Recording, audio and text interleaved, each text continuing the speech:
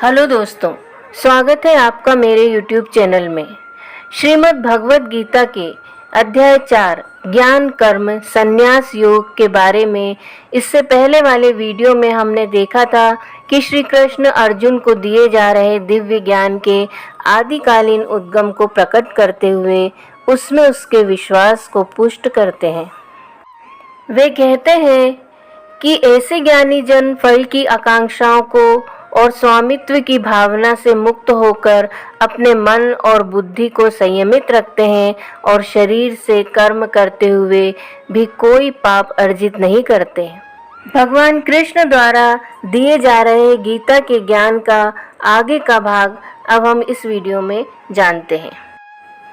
भगवान अर्जुन को कहते हैं, हे अर्जुन, वे जो अपने आप स्वतः प्राप्त हो जाए उसमें संतुष्ट रहते हैं, ईर्ष्या और द्वेष भाव से मुक्त रहते हैं, वे सफलता और असफलता दोनों में संतुलित रहते हैं, वे सभी प्रकार के कार्य करते हुए कर्म के बंधन में नहीं पड़ते, वे सांसारिक मोह से मुक्त हो जाते हैं और उनकी बुद्धि दिव्य ज्ञान में स्थित हो जाती है, क्योंकि वे अपने सभी कर्म यज्ञ के रूप में भगवान के लिए संपन्न करते हैं और इसीलिए वे कार्मिक प्रतिक्रियाओं से मुक्त रहते हैं। जो मनुष्य पूर्णतया भगवत चेतना में तल्लीन रहते हैं उनका हवन ब्रह्म है, हवन सामग्री ब्रह्म है और करचुल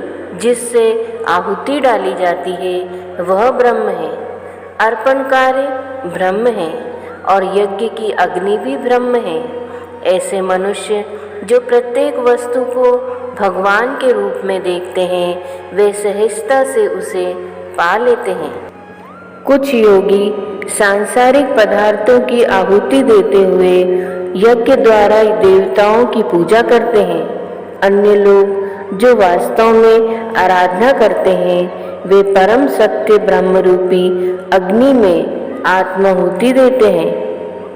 कुछ योगी जन श्रवण आदि क्रियाओं और अन्य इंद्रियों को संयम रूपी यज्ञ की अग्नि में स्वाहा कर देते हैं और जबकि कुछ अन्य शब्दादि क्रियाओं और इंद्रियों के अन्य विषयों को इंद्रियों के अग्नि रूपी यज्ञ में भेंट चढ़ा देते हैं। हे पार्थ, दिव्य ज्ञान से प्रेरित होकर कुछ योगी संयमित मन की अग्नि में अपनी समस्त इंद्रियों की क्रियाओं और प्राण शक्ति को भस्म कर देते हैं।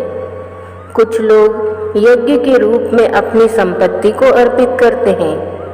कुछ अन्य लोग यज्ञ के रूप में कठोर तपस्या करते हैं और कुछ लोग यज्ञ के रूप में अष्टांग योग का अभ्यास करते हैं, जबकि अन्य लोग यज्ञ के रूप में वैदिक ग्रंथों का अध्ययन और ज्ञान पोषित करते हैं, जबकि कुछ कठोर प्रतिज्ञाएं करते हैं। कुछ अन्य लोग भी हैं जो बाहर छोड़े जाने वाली श्वास को अंदर भरे जाने वाली श्वास में, जबकि अन्य लोग अंदर भरी जाने वाली श्वास को बाहरी श्वास में रोककर यज्ञ के रूप में अर्पित करते हैं। कुछ प्राणायाम की कठिन क्रियाओं द्वारा भीतरी और बाहरी श्वासों को रोककर प्राणवायु को नियंत्रित कर उसमें पूरी तरह से आत्मसात हो जाते हैं। कुछ योगी जन अल्प भोजन कर श्वासों को यज्ञ के रूप में प्राण शक्ति में अर्पित कर देते हैं। सब प्रकार के यज्ञों को संपन्न करने के परिणाम स्वरूप योग साधक अपनी अशुद्धता को शुद्ध करते हैं। भगवान आगे कहते हैं, इन यज्ञों का रहस्य जानने वाले और इनका अनुष्ठान करने वाले इन यज्ञों के अवशेष जो कि अमृत के समान होते हैं का आस्वादन कर परम सत्य की ओर बढ़ते हैं। हे कुरुश्रेष्ठ, जो लोग यज्ञ नहीं करते वे ना तो इस संसार में और ना ही अगले जन्म में सुखी रह सकते हैं। विभिन्न प्रकार के इन सभी यज्ञों का वर्णन वेदों में किया गया है और इन्हें विभिन्न कर्मों की उत्पत्ति का रूप मानो। ये ज्ञान तुम्हें माया के बंधन से मुक्त करेगा। हे शत्रुओं के दमन करता, ज्ञान युक्त होकर किया गया यज्ञ किसी प्रकार के भौतिक या द्रव्य यज्ञ से श्रेष्ठ है। हे पार्थ, अंततः सभी यज्ञों की पराकाष्ठा दिव्य ज्ञान में होती है। आध्यात्मिक गुरु के पास जाकर सत्य को जानो, विनम्र होकर उनसे ज्ञान प्राप्त करने की जिज्ञासा प्रकट करते हुए ज्ञान प्राप्त करो और उनकी सेवा करो। ऐसा सिद्ध संत तुम्हें दिव्य ज्ञान प्रदान कर सकता है, क्योंकि वह परम सत्य की अनुभूति कर चुका होता है।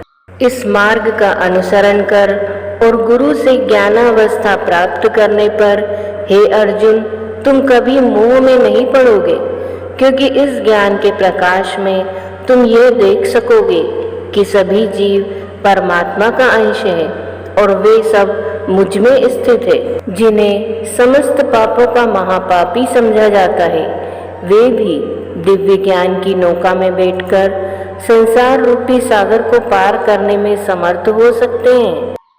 जिस प्रकार प्रज्वलित अग्नि लकड़ी को स्वाहा कर देती है, उसी प्रकार से हे अर्जुन, ज्ञान रूपी अग्नि भौतिक कर्मों से प्राप्त होने वाले समस्त फलों को भस्म कर देती है। हे पार्थ, इस संसार में दिव्य ज्ञान के समान कुछ भी शुद्ध नहीं। जो मनुष्य दीर्घकालीन योग के अभ्यास द्वारा मन को शुद्ध कर लेता है, वह उचित समय पर हृदय में इस ज्ञान का आस्वादन करता है।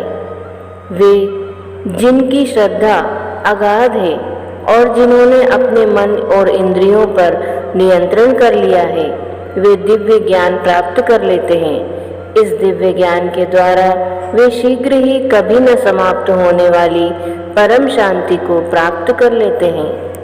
किंतु जिन अज्ञानी लोगों में न तो श्रद्धा और न ही ज्ञान है और जो संदेहास्पद प्रकृति के होते हैं, उनका पतन होता है। संदेहास्पद जीवात्मा के लिए न तो इस लोक में और न ही परलोक में कोई सुख है। हे अर्जुन, कर्म उन लोगों को बंधन में नहीं डाल सकते जिन्होंने योग की अग्नि में कर्मों को विनष्ट कर दिया है और ज्ञान द्वारा जिनके समस्त संशय दूर हो चुके हैं, वे वास्तव में आत्मज्ञान में स्थित हो जाते हैं। अतः तुम्हारे हृदय में अज्ञानतावश जो संदेह उत्पन्न हुए हैं, उन्हें ज्ञान रूपी शस्त्र से काट दो। हे भरतवंशी अर्जुन, स्वयं को योग में निष्ठ करो। उठो, खड़े हो जाओ और युद्ध करो।